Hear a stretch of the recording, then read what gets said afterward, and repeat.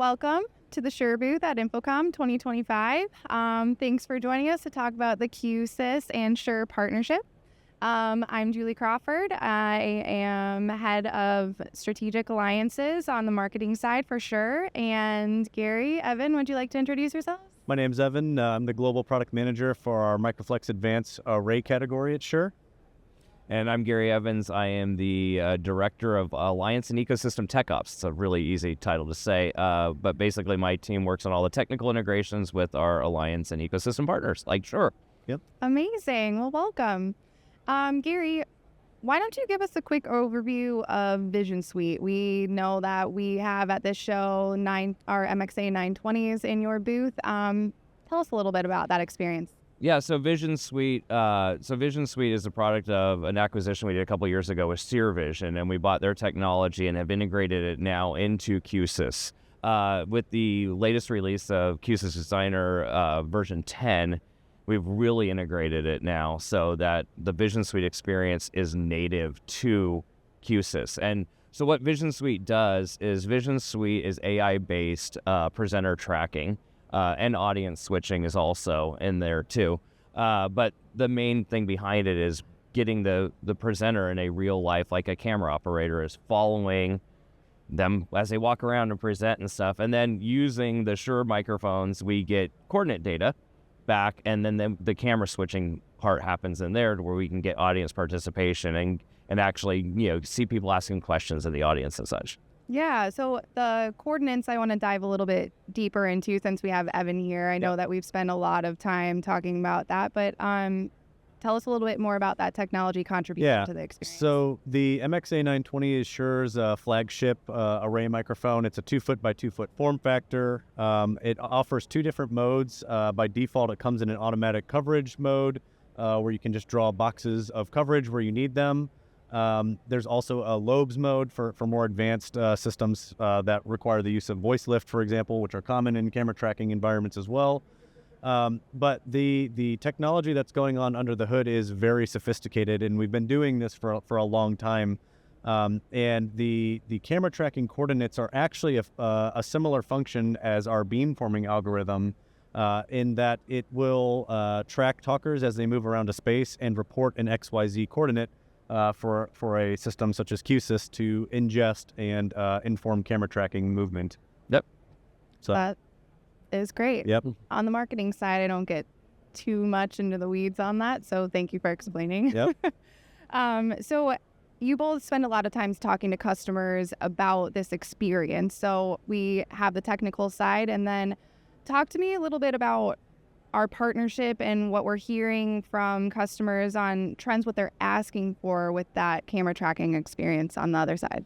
It's becoming more prevalent. It's for sure. It's not one of these outside things that just happens in the highest, most expensive rooms. Right. Now people are expecting this at a more normal standard room level and stuff. Pandemic changed that, I think, for a lot of manufacturers and companies employing video conferencing in every environment now. Yeah, and it's not acceptable now to be on a call and just see a big group, the whole room, and see a whole room. Or if you're in an all hands meeting and you have somebody up there speaking and walking around, nobody just wants to look at a wide stage anymore. We've all gotten used to being able to see people's expressions and such like that. So we're bringing that to the high impact space of bringing that in there with this camera tracking. So we've seen a lot more people that it's like, no, this is a requirement now. It's not an optional thing in these rooms. Yeah, as a far-end participant in a room that's just seeing a wide shot of the room, you can feel pretty disengaged from the meeting if you're not, engaged with who's actually talking, and it can be also fatiguing as well. And a lot of the UC providers now, they've also started allowing to be able to get multiple camera streams from a single room.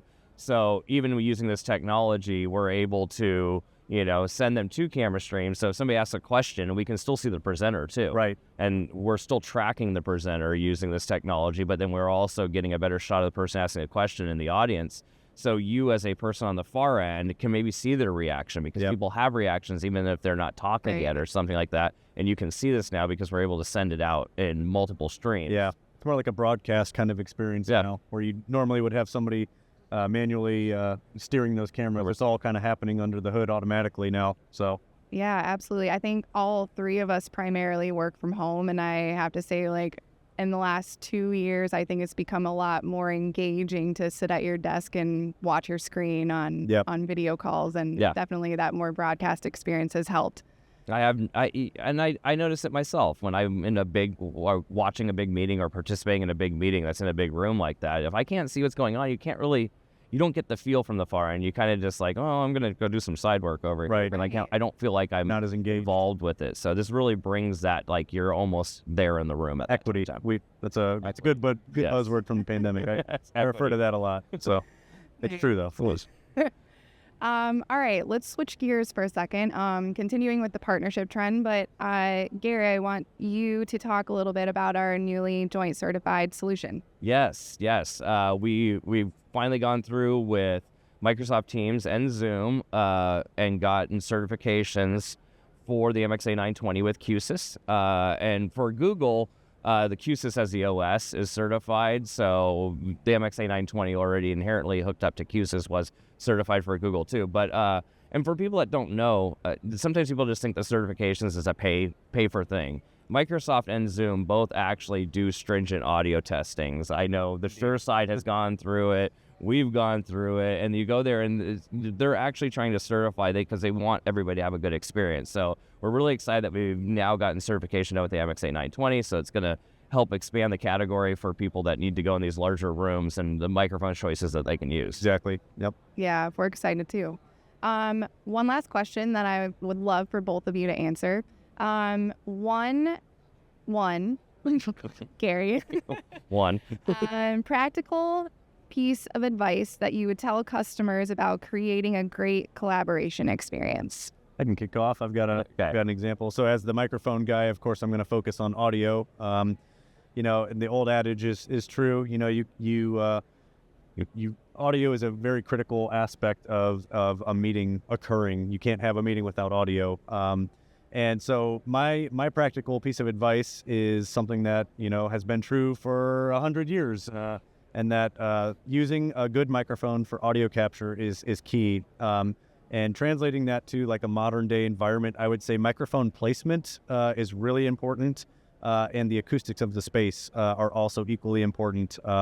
If you're in an untreated space, it's going to have adverse effects on the accuracy of the microphone, and that's just true because of physics. And, we have a lot of tools today to kind of help combat that, but at the end of the day, Audio 101 comes into play and will definitely give you the best experience for you guys to ingest on your side to have the best camera tracking experience. Evan literally took the word I was going to say is physics matters. Yeah. That was funny there. But, to expand on the audio side, I agree with everything Evan said. But then, bringing in the video side of it too, with cameras and stuff, it's really thinking about what these angles and these shots are going to be and thinking about the placement of that. A lot of people are like, oh, I always just put one at the front of the table type thing. But now with, especially the way Q-SYS works and our cameras are all network-based and you can do camera switching and stuff like that, thinking of the room in a different aspect of like, okay, well, this is a great shot for these people so that we can use the microphone data to say these people are talking and not always that one camera, so we're not looking down the bowling alley of people there. And so really planning out and using the technology to increase the better equity in the end, honestly, because you're putting in more devices to actually give people a good experience. More immersive. Yeah. Yeah, I love that. So collectively thinking about your AV a lot earlier in the process and placement. Definitely. Always. Yep.